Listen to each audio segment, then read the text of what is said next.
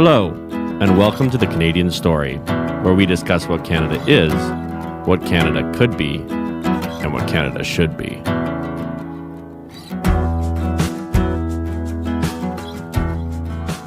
Hello, and welcome to another episode of the Canadian Story. My name is David Parker, and I'm absolutely thrilled to have our guest. I'm going to let him introduce himself, but one of Quebec's most sought-after commentators. He is heavily involved in mining and Bitcoin. And why don't you introduce yourself to the listeners? Thank you, Zach. So Jonathan Hamel, I'm an executive in the mining exploration business. I'm also involved in the various sector of the economy, mostly in the free market economy. I'm involved in the Bitcoin community since probably the very beginning in Canada. Here in Canada, I've been involved in a few businesses, but also acting as an advocate for this technology in various media operations since a few years. I'm also an associate researcher at the Montréal Economic Institute. It's a think tank which advocate market solution for public policies. So I'm also, as you see on my background, I'm an avid road cyclist. I had the chance to ride on pretty much every continent, and that's it. I love it. So Zach and I we have so many questions, but the first one that I'd kind of like to ask is mining is such a key component of the Canadian story, right? Yeah. And you're heavily involved in that industry. We haven't had anyone on in the mining industry yet. So I'd just like to hear your thoughts, I guess, first on the role that mining plays in the Canadian economy, probably one of the most, if not the most important, but also what your experience has been like being involved in that industry. Yes, it's a part of the Canadian industry that we tend to forget because it's not really visible. I mean, most of the mining happens either in northern part of Canada or in some remote region, but mining is essential to pretty much everything that we do on an everyday basis. So even when we talk about, let's say, renewable energy, EV, like pretty much all the technology that we encounter has some part of mining in it. So personally, I'm involved into gold mining, but there's various type of mining in Canada, industrial metals, there's copper, there's iron in northern part of Quebec. So it's Canada in general is the economy of Canada is very much tied to commodity. So oil, wood, forestry, gold is minerals and metals. So this is a huge part of our GDP. This is also like the key industry in various region of Canada. Let's say Sudbury, some part of Ontario, British Columbia, Quebec is one of the biggest gold mining camp in the world. So it's essential. It's a huge part of the industry, and we don't talk about it. I would say like in the last 10, 15 years, it kind of went out of fashion because let's shorten it out. Let's say the last 5 years on an investment basis, because there's let's say the new generation of investors, they have like different opportunities for investment. So crypto is one, marijuana was another one as well. So mining has kind of get out of fashion, but it's still like very, very active. And there's a lot of value to be created in Canada. And one of the interesting things about mining that maybe you can share with the guest is the commodity cycle and how different that is than maybe other industries, and how you kind of you're engaging with almost a seasonality of life on a longer time scale than anyone else, right? In any other industry almost. No, absolutely. And right now, the cycle is very promising for various metals. Like iron is at a year highs. Same for copper. Gold is holding at pretty much above $2,000, close to $2,000 Canadian, while most of the producers are producing at let's say less than $900, $800 Canadian per ounces. So this is pretty interesting. It allows the company also to evaluate the future projects with a better margin. So definitely right now we're entering, I think, a new super cycle regarding commodities, and there's no made up stories in mining. it's funny to say, but it's a down to earth industry. So you really Yes, work with yes. you work with numbers and you work with economic feasibility. So if there's an interest, there's going to be a mine. But if there's no economic feasibility, there's not going to be a mine. So it's you can find gold everywhere.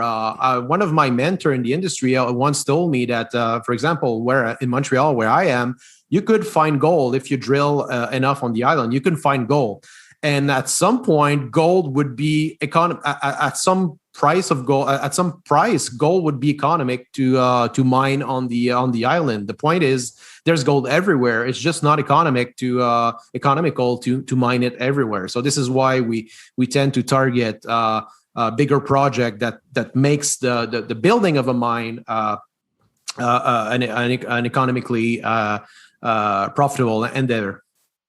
Yeah, one of the things that I like about mining, and I'd like your thoughts on, is that, like you said, it is so like you're dealing with raw reality. Like you can't fudge the numbers on a mine, really. I mean, you could try, you could do the whole hype thing, and there's that whole story about that guy in Calgary who invented that gold company that became like the darling of the industry, and then turns out he was a fraud.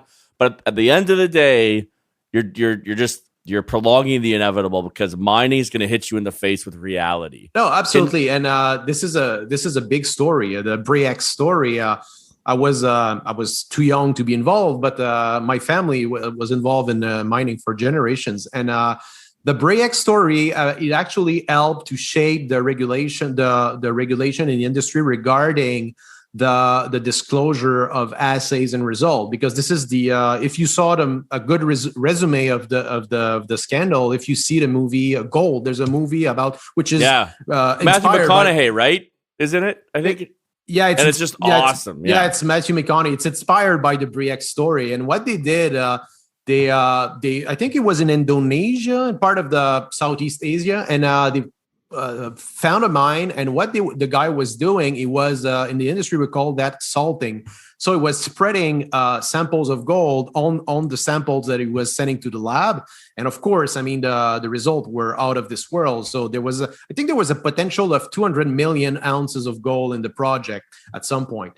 And of course, at some point, the fraud was discovered. The stock totally collapsed. But not only the stock, I mean, the whole industry was affected by that. And after that, Canada led the way to establish a new standards to let's say to have a better framework to make sure that the disclosure of assays of result are really verified. So you cannot say whatever you want. I mean, when you disclose assays and result, this is like pretty much it's done by geologists. Geologists now, they pretty much have to sign with their blood when they disclose results. So nobody wants to be associated with the fraud or with a project that tells that doesn't tell the truth. So right now, this is much more. Doesn't say that. I'm not saying it's not happening anymore. It's definitely some stories that are a little bit made up, but most of the industry right now, it's much better than before. And it's interesting to watch from an outsider perspective, because, like you said, most of these mines can produce in the 900 to 1,000 right now. So we're seeing huge profit potential, but we're not yet seeing massive runs on the stocks. Do you credit that with what you were saying earlier? There's so many options right now with Bitcoin. Yep. Yeah, so capital has so many places. Yeah, that's. I'm kind of like on both of the sides of the table right here. Yeah, you are, which is an interesting position to be in. But I like there's a debate between gold and Bitcoin. I like both because they both have the same, I would say, kind of like the same value proposition. But definitely there's more than $1 trillion in Bitcoin right now that didn't go to gold, and there's a few Bitcoin ETF that has been launched in the last year. That money didn't go to gold, but there's still value, especially in Canada and especially in Quebec. There's a few very interesting mining projects that I still think that is going to create values for the shareholder and the region that they're going to be developed. There's still a lot of there's a lot of capital. Let's say like in the last quarter, it wasn't the first quarter. I think close to $1 billion, or is the last? Not sure of the time frame, but close to $1 billion when it was invested in exploration. And I think close to 40% of that was in Quebec. So it's really interesting to see, like, and here in Quebec, nobody talks about that. Like nobody talks about this industry. It's hundreds of millions. It's there's a new mine built in Abitibi right now, and nobody talks about that. Like it's pretty big as numbers, like in absolute and relative numbers in the economy. It's pretty impressive, but definitely there's other stories out there. There's it's more complex as well. It's longer, like investing in gold, it's a longer story as well. So it's right. Building a mine is a 10-12 year story, so it's a different cycle. Yeah, this isn't a tech startup, because you need to actually dig it out of the ground and process it. Yeah, this is and also like as an investor myself, you saw like in the last year, like since the lockdown reality, you saw the tech companies. I mean, the valuation went sky high, and it's kind of like decoupled from the rest of the industry. Now we're seeing like we're starting to see a comeback from the traditional industry. So the Dow, the components of the Dow, so industrial, the staples, they're coming back. And tech has more trouble right now, but still, this is, I think, this big part of the story since last year. I want you to dig more into that. Why do you think we're headed that way? And also, you're at MEI, so I'm sure you have thoughts on government spending, inflationary pressures, and where we're kind of. I'd love to, and then with your Bitcoin knowledge, I'd just like to pick your brain on what you think's happening with inflation. Yeah. Do you? Everyone's asking these questions. Are we headed for hyperinflation? I'd love to hear your thoughts on that. And I mean the inflation situation in Canada, just to give you a background, the Bank of Canada was one of the most active central bank in the world. I mean, the monetary policy in the last year, in proportion of their asset, the Bank of Canada was one of the most active in the world. It's one of the Canada in general. This is the country that spend the most for COVID measures. So it's insane. Like, it's not even comparable to what happened in the U.S. And already the U.S. They announced today like a $6 trillion. So it's insane. Like the budget, the deficit. It's the biggest budget increase since World War II. So in Canada, proportionally, it's bigger.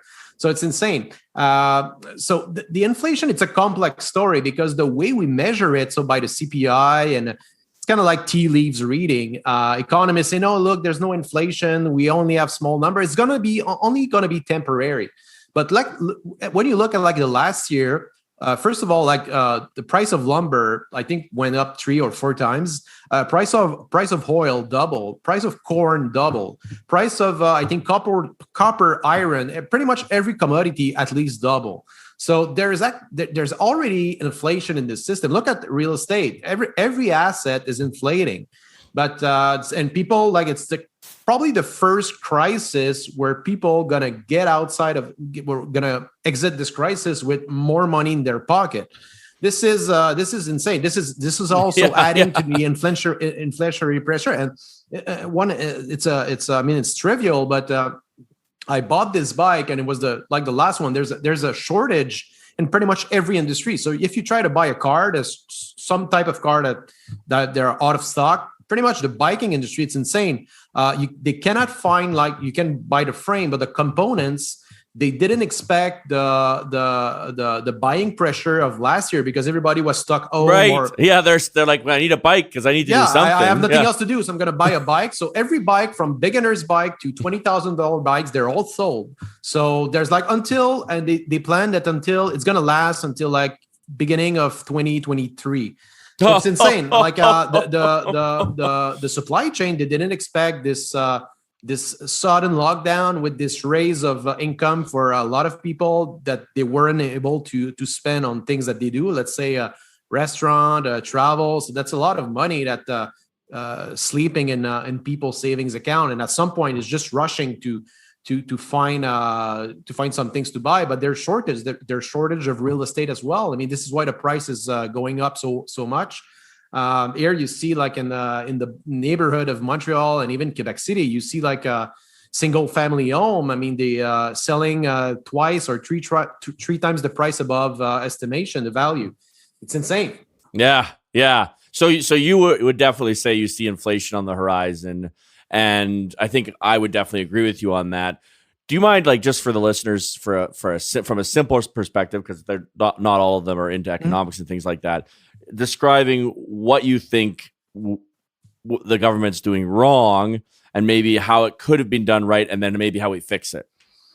Well, I think it's a complex story because let's say in the last year, I think there were, and now we start to see like the difference between how states reacted to the pandemic, and we see states where they pretty much put the responsibility of managing the risk to the individual, the organization, the families. Instead, Canada went, full China mode. I mean, we went from top down. Authoritarian measure. Well, mostly the provinces. Here in Quebec, it was actually insane. There's still a curfew in Quebec. A curfew. It's going to expire tomorrow. I don't understand. There's still a curfew. We had one of the most authoritarian measure in probably the world. We basically, and it's fun because I had this discussion earlier, and the lockdown, what is it in reality is government is seizing property from entrepreneur.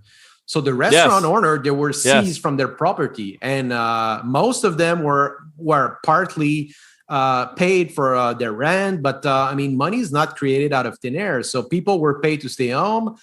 Business owner were paid for wage subsidies. There are many industries that were also receiving subsidies. So there is this all this money was what was taken somewhere, and in terms of the federal side, most of the money came from money printing. This is, I think, one of the first time in a few years that the most part of the federal budget came from financing and not from income taxes or corporate income. The majority. This is the impressive. Budget.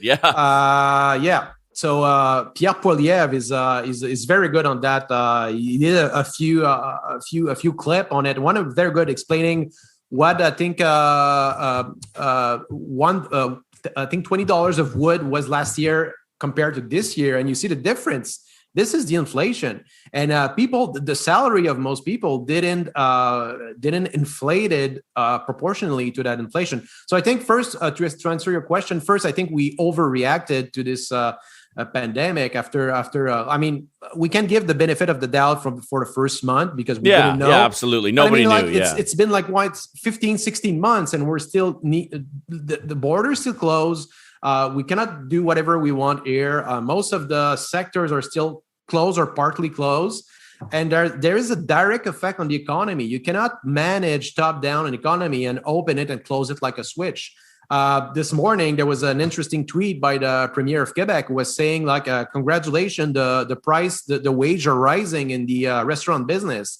But the wages are rising because there's a shortage of people. Right, because everyone's getting $2,000 a month. They don't need it. They don't want to go work at a restaurant. There's a shortage of people because they were subsidized not to work, and people because the restaurant were open and closed in the last, let's say, 15 months.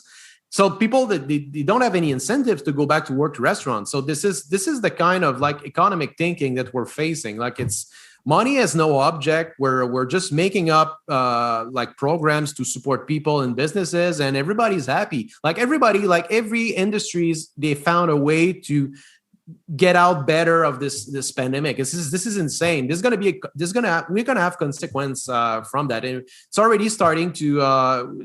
You see, like the Bank of Canada is already making allusion to potential raise of the rates.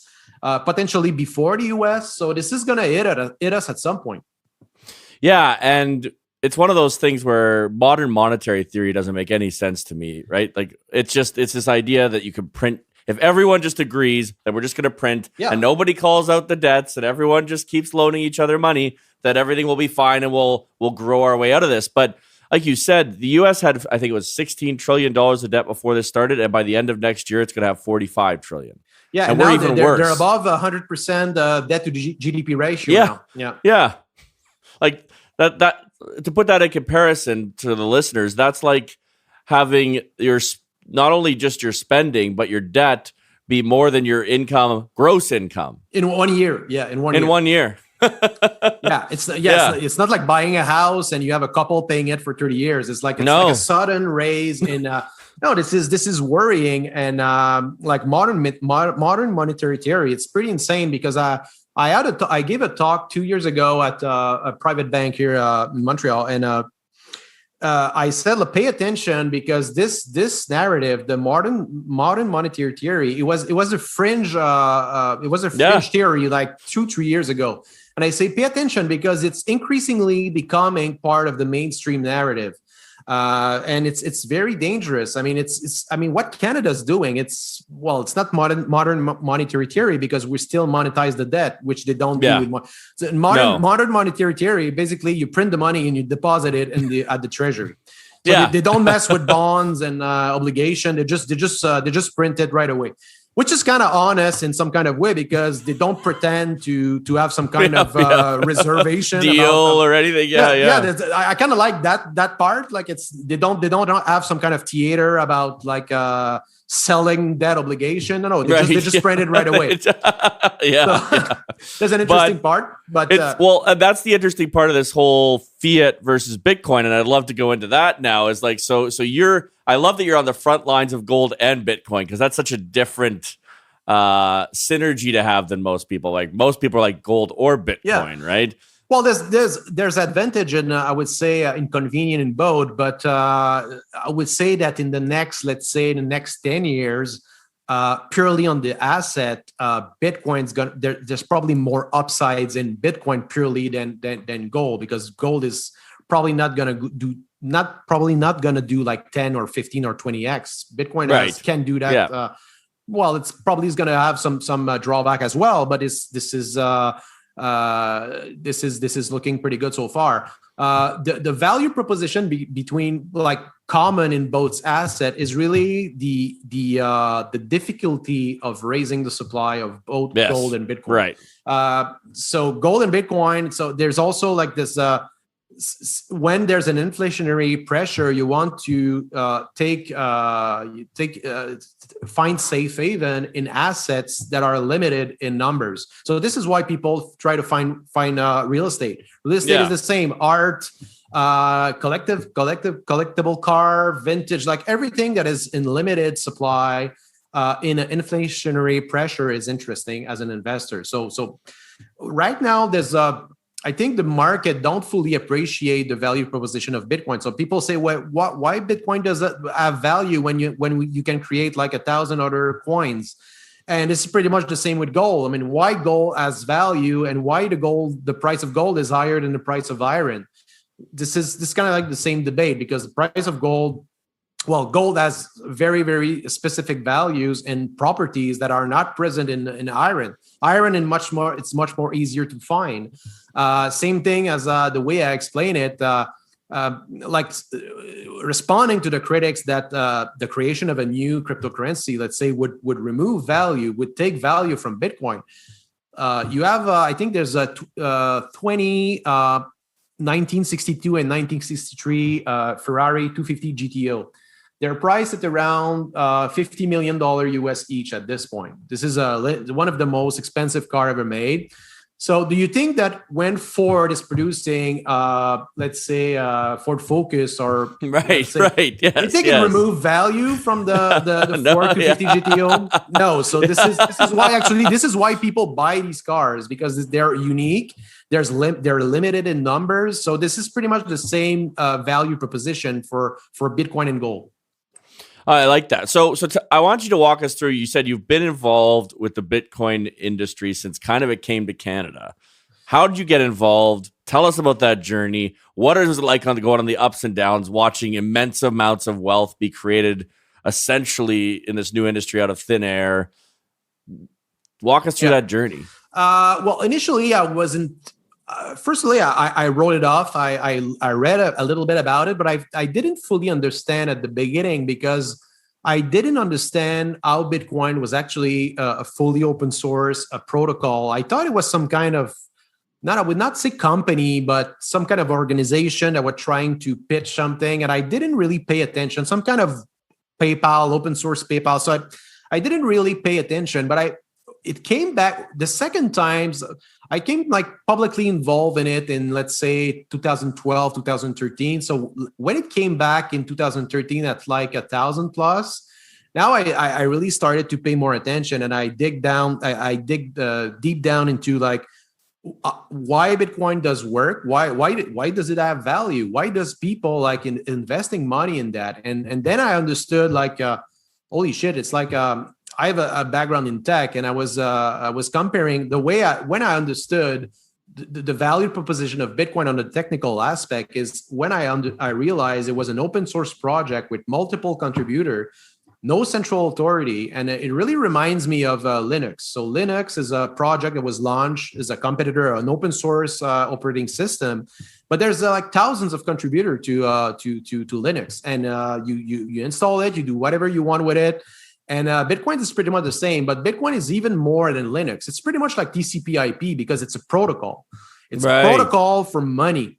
And once you realize that there's not much of a competition, because as compared with TCP/IP, things were built on top of TCP/IP. People didn't like, well, at the beginning of the internet, there was a competition between a few protocols. There was Gopher, so at the end, one protocol won, and everybody built on top of this protocol. I think the same is going to happen with Bitcoin. Actually, there's going to be like an industry, and it's already happening. I mean, there's an industry trying to be built on top of Bitcoin, and not even like talking about all the other coins. Like Bitcoin as a standard of either an asset or a payment mechanism, there's an industry being built on top of that. So I was attracted by that. I was also digging slowly into like the monetary aspect. And for as long both of my parents were entrepreneurs, I was kind of like raised into the entrepreneurial mindset, very like individual liberties, but responsibility as well. So I was always like in a classical sense of the term, a liberal, in the term of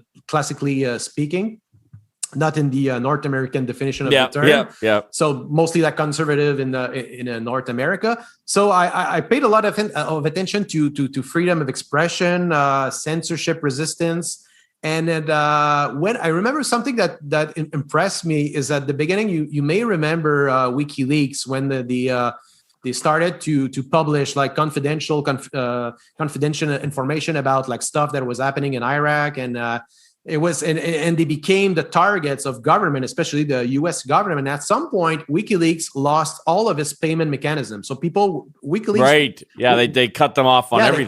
They cut them off from credit cards. They cut them off from PayPal. And at some point, they said, "Well, we're going to receive Bitcoin if you want." So people started to pay Bitcoin to WikiLeaks.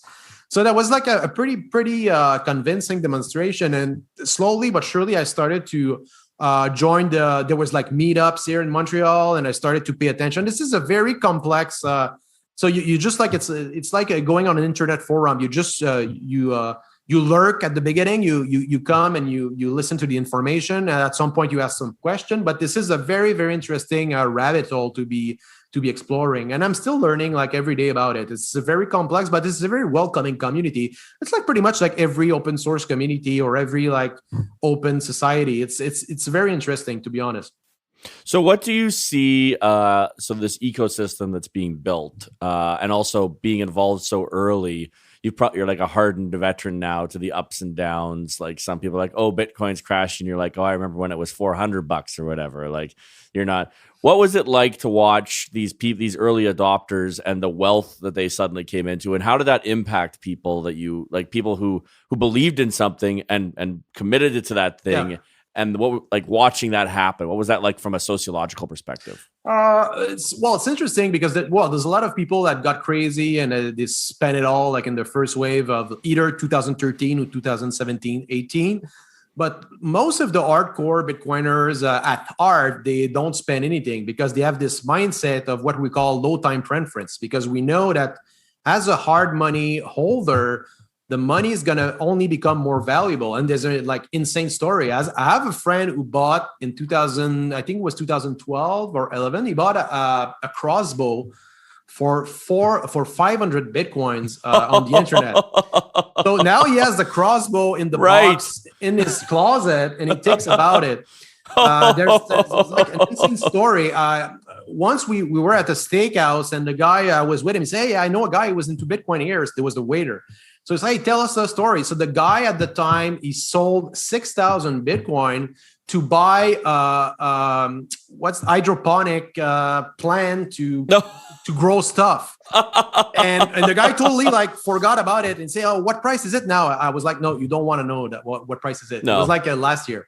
So so the guy was a multi-millionaire. Well, hundreds of millions actually. So it's a life. So well, here's the thing. Like people never knew. Like you probably heard about the story of two guys buying two pizza for 10,000 Bitcoin. So people at the beginning was like collectibles.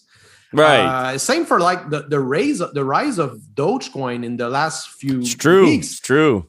Dogecoin, people were sending like 100,000s of Dogecoin on 4chan for fun. Like it was created as a joke. Yep. It's insane. Like so this is probably this is the byproduct of Bitcoin bull market. All the other coins, they come in and they come out. But I would say that the main lesson is most of the hardcore Bitcoiners, they don't spend a lot. This is like it's very frugal people. They don't spend on cars. They don't spend on bullshit. They try to like spend their fiat money first and keeping their money in Bitcoin. So this is actually this is probably a very, very good influence on the millennial generation and maybe younger that it's going to bring back the philosophy of savings.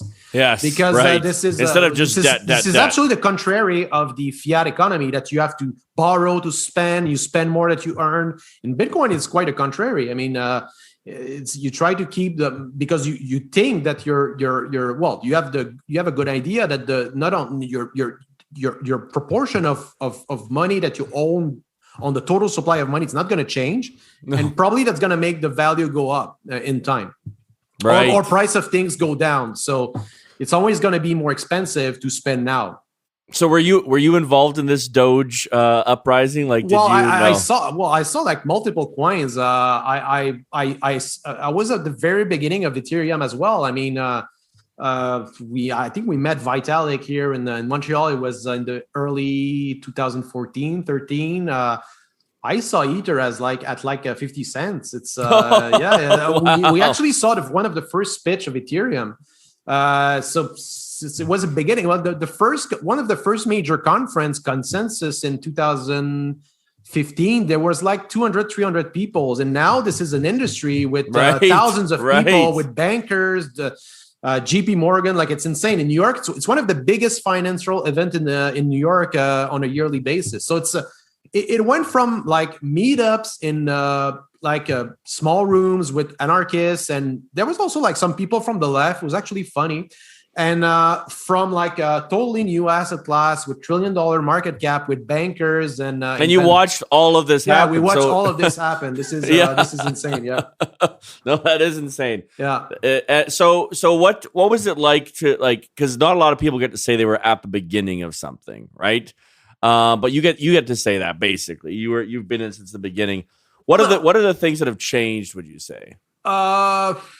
Well, I would say the technology now is much better. I mean, like the wallets, it's much easier to also to buy and sell. This is like if you want to have exposure to Bitcoin, you can have there's funds.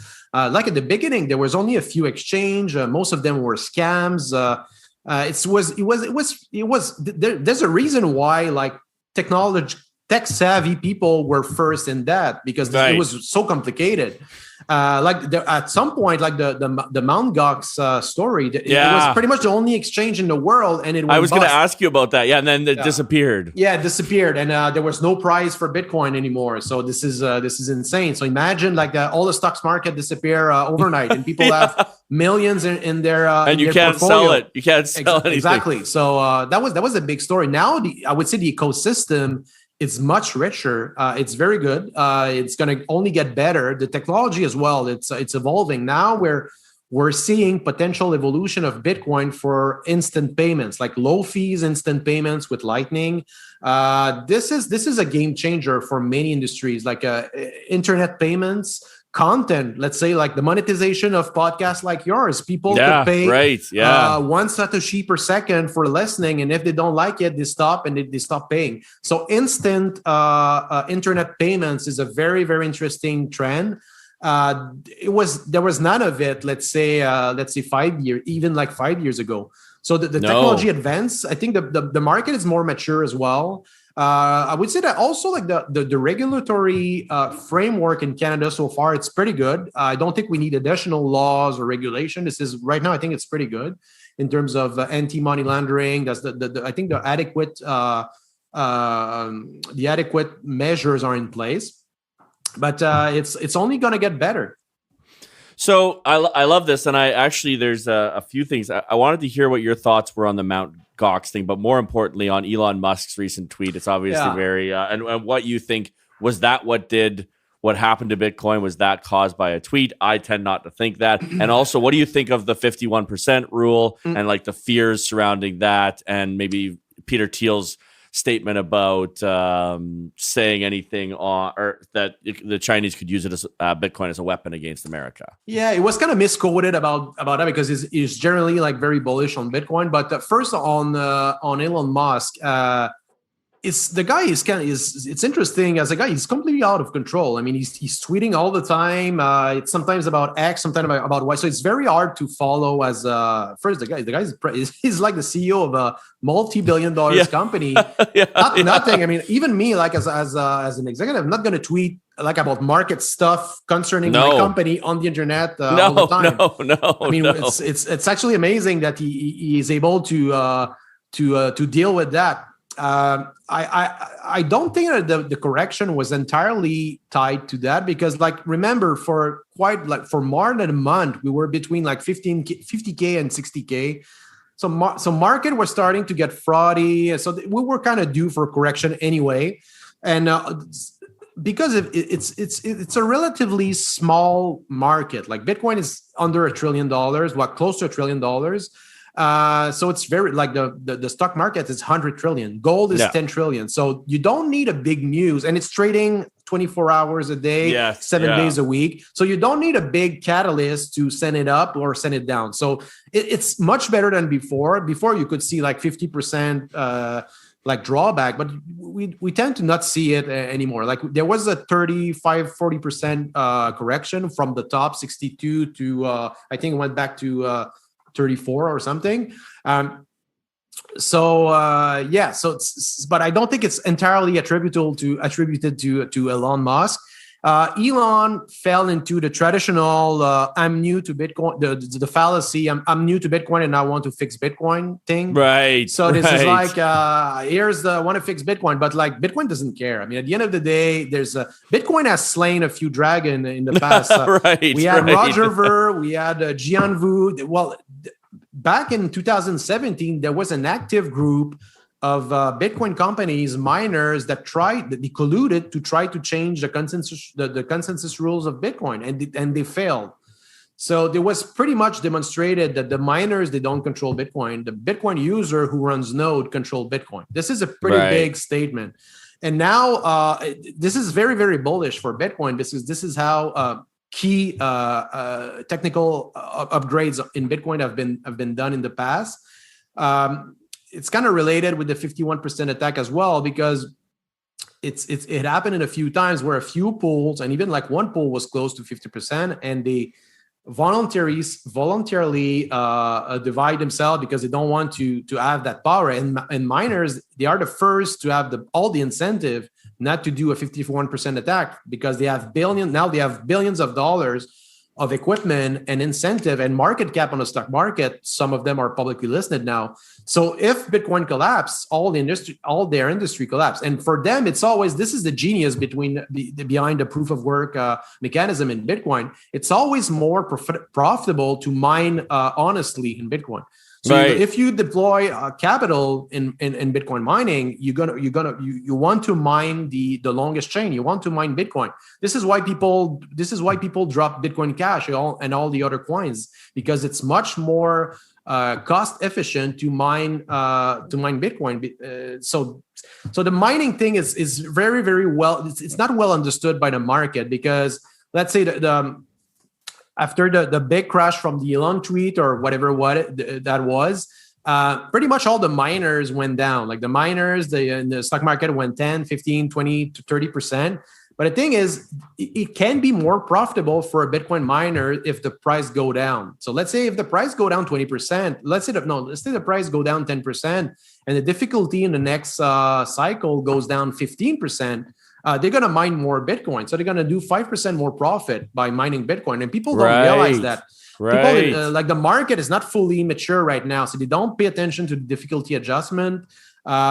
It's a complex market. Compare, let's say, to can you explain? I don't actually even know about that. Can you explain to me what the difficulty adjustment is and how that works? Yeah, this is it's my favorite part of Bitcoin. To me, it's like it's the genius part of Bitcoin. Right.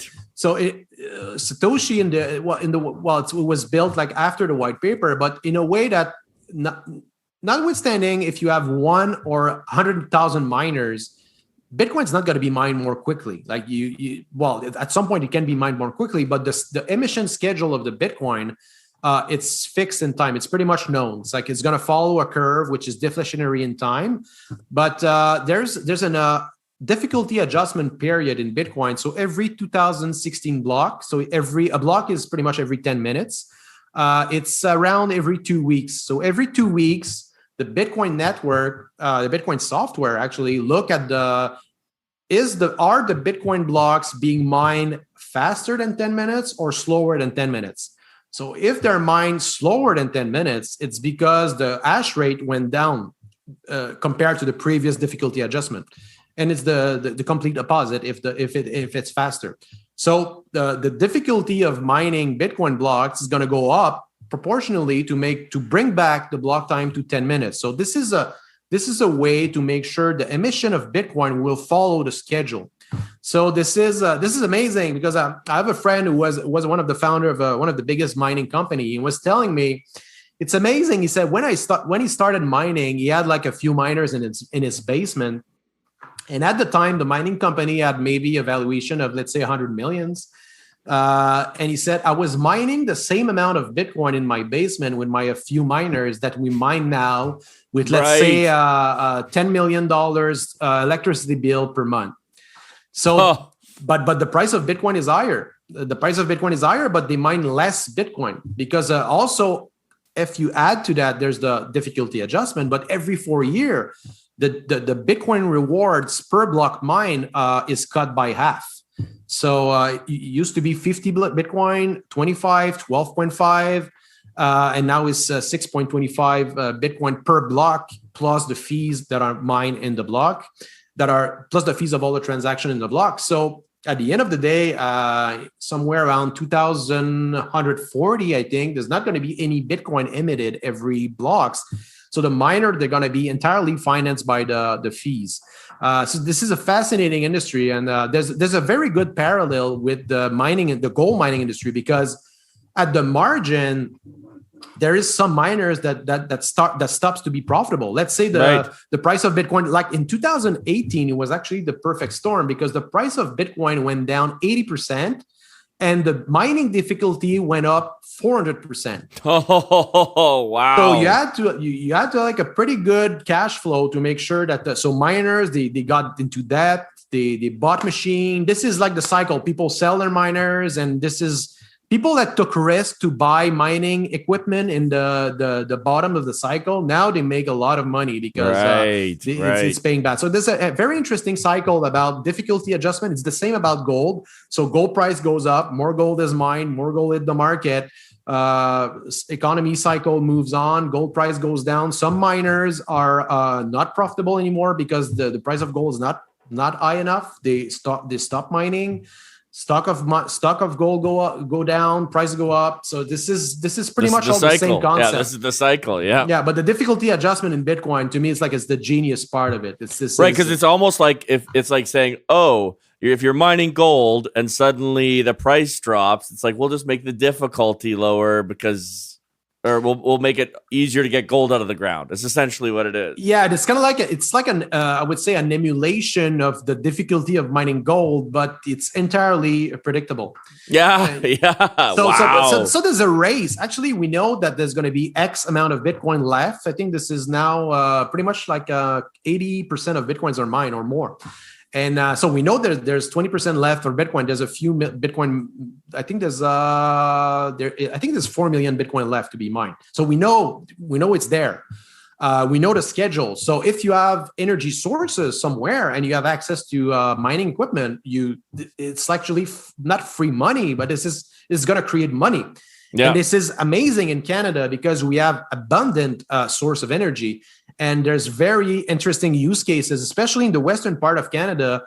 A very interesting entrepreneur in Bitcoin called Stephen Barber. He founded a company called Upstream Data. So Upstream Data, Stephen is a mechanical engineer, I think, in the oil and gas business. So he started a business what he's doing is building generator and small portable data centers. And he sell this equipment to oil and gas business that has equipment. They have equipment which is stranded. Let's say northern Alberta. Yeah. Now it's pretty much everywhere in North America. But the fact that they cannot export this gas, like we don't have a pipeline. It's expensive. So sometimes they can produce electricity and sell it on the grid. Sometimes they can. But so a good plan B is to install a generator and mine Bitcoin instead of flaring the gas and creating more. So this is very, very interesting. Now is expanding and selling to various like oil and gas companies. So the bottom of the story is wherever you have a loss or an excessive source of energy, there's an incentive to mine Bitcoin. So Bitcoin is making the earth greener because energy, which is abundant everywhere, like in Quebec. We are wasting $1 billion a year with excessive capacity production in hydro that we cannot sell. So we have to let the water go through the dam without the turbine turning. So this is like money actually being thrown in the water. Right. That's energy just being let go. The same province refused to have more Bitcoin miners that are contributing like to the public treasury by paying their electricity bill. This is the kind of stupid public policy that makes me mad. So this is why you have to have just more a great opportunity for innovation there. This is why I'm amazed when people say, well, we should nationalize gold mines and we should nationalize like the lithium mines. Well, look at the federal government. They cannot even fix like a software to pay their own employees. So you want them to build a $2 billion mine in northern Quebec? No. Look at the pipeline. Exactly. Look at Line 5. Might just shut down Eastern Ontario. Who knows? It's amazing. Or Western Ontario. So it's a very inefficient way of managing things, like the purely public infrastructure. So this is why the entrepreneurial system, when there is private interest, people are going to look at the efficiency of the process. They're going to make, and people, they have skin in the game. They're going to make sure that it's going to work and it's going to be economically viable. Yes, absolutely. Well, we try to keep this, I could keep going on this for hours, but we try to keep this below an hour for the listeners. So I guess there's a final question that we didn't even get to, but what do you love about Canada? What do I love about Canada? Okay, let me think about it. The thing is, well, it's kind of under attack right now, but I would say like the freedom of movements and expression that we have in Canada. I mean, there's not really borders between states, and this is why everything that's happening right now is very frightening to me. Like there's precedent with like we closed the Quebec and Ontario border like a month ago. I mean, there's not even a border, and we invented one. So and I think it's getting better also on the front of like the mobility of the workforce between the provinces. There's things like the MEI has done multiple papers on that, but generally. The economy is well integrated. The ease that we have to move within Canada, people are generally nice. This is actually a joke about Canadian people. I think it's very, very safe. Also, as a country, if you travel like a few places around the world, it's pretty much everywhere in Canada is very safe. The outdoors, obviously, I'm a big fan of cycling, and in winter, I'm a big hockey player. So this is I think this is appealing to my Canadian identity, but I'm very, very worried about the authoritarian trends right now about restricting freedom of speech, freedoms of movements, some kind of identity politics playing right now. I don't think that's Canadian. No, I agree 100%. Yeah, I think that was it Wilfrid Laurier that said Canada has one religion and it's freedom or something like that. Yeah, exactly. I like that. We must bring like this to me, like the early 20th century, end of 19th century, beginning of 20th century. To me, it's the golden age of Canadian politics. Laurier, Henri Bourassa, all the foundation of the great country were there. I mean, there were debates. The parliament in the Lower Canada was burned pretty much on the corner of my house. So, we actually had James Forbes on who was telling us how the parliament was burned down in Quebec. It's amazing. We had protests, I think, a few months back, and they actually built a fire right next to where the parliament built. And I was like, isn't it amazing? It's happening again. But people didn't get the jokes. No, because they don't know our history, right? Oh, yeah.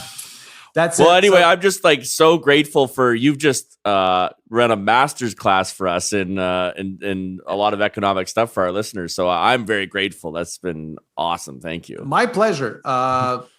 Been great to be here, and I hope to contribute to the Canadian story. You have, and we hope to have you back. Unfortunately, we have another a guest showing up, so we got to go here. But thank you very much, sir, and. Next time I'm in Montreal, let's grab a beer with Anthony. It's gonna be legal, hopefully. So we're gonna go. Exactly. All right. Thank you. Thanks a lot.